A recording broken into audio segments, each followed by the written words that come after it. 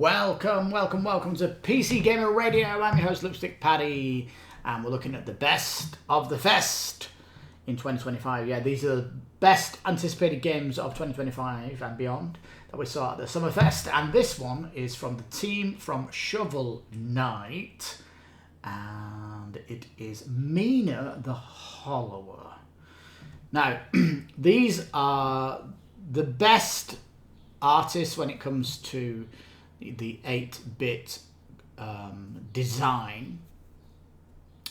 And so what we're getting here, it's not just an indie game per se, it's almost a double A game due to its bigger budget that it's got, and you can see that this is a much more ambitious title than any other indie title that's out there, which is why it's very exciting. Now, this is a gameplay that we're looking at here, so we'll see kind of the start of the game.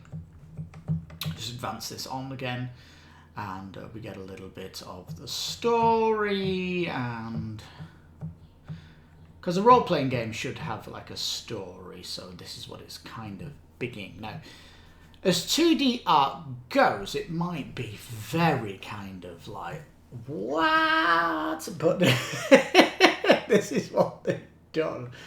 It's kind of an odd thing that you're doing, and hopefully there's some meaty stuff in the roleplay element of this to get you very excited. But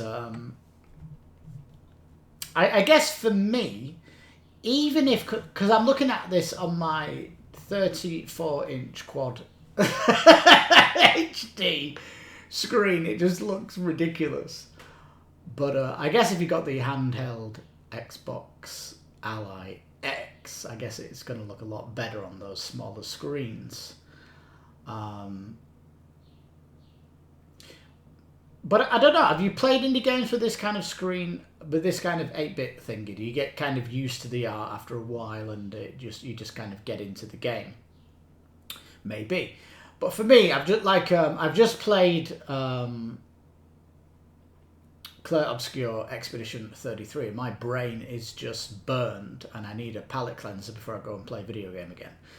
And I think that this could be a palate cleanser type game for me, to kind of bring out when I've just had a heavy experience, because Expedition 33 is one heck of a strategic beast, especially if you play in hard mode, which I did, where you really have to strategize between every fight you do in that game. Just epic. But as you can see here, we're moments into the game, we're already up at a boss, so this is pretty exciting. And this part of me feels like that in the next game they should jump up to a bit better, higher resolution, because I don't normally like artists limiting themselves to certain what they're doing here, and they're kind of pushing 2D graphics to the max here with 8-bit graphics. So, but I guess if it has got that great team behind them, and it does look pretty interesting and fun. Like I said, good palate cleanser, nice and simple, not getting you dogged down. And let's have a listen to the music.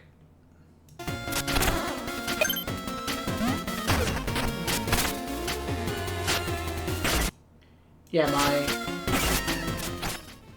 my understanding is they have got one of the best historical designers of 8-bit music. They've hired that same person for this. So,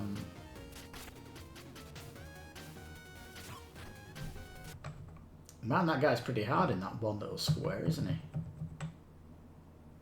So yeah, I think the more you see of the gameplay, the more it feels like it could be a lot of fun. And I like the fact that the world is a lot bigger here.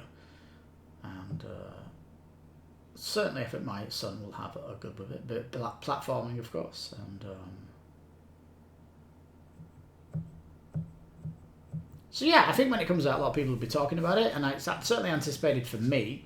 And when it comes out, I'll definitely want to give it a try, certainly to feel how just the simplicity of the game might be a good palate cleanser for me, and I think with the Shovel Knight team behind it, it's definitely got my interest. But what do you think of the graphics? Do you think you might want to check it out too? Do you really think that they should go on and do better, higher res graphics? Should this be the last 8-bit game and go on to something a little bit more? What are your thoughts on that? It's surely the team can get better. I mean, just look at what In Exile have done at the Game Fest with the Clockwork game, which I'll be covering on the channel, which is probably on the channel right now, as I've got all of my anticipated games from the Games Fest 2025 on the channel right about now, so you can check that out. Give the video a like, comment down below, and all that good stuff. I've been PCGamer Radio, and I've been your host, Lipstickpaddy. So yeah, I hope you enjoyed this little look at Mina the Hollower, and that's why it's on my anticipated list, just for being one of those indie games, but AA, and looking very, very interesting. The true palate cleanser.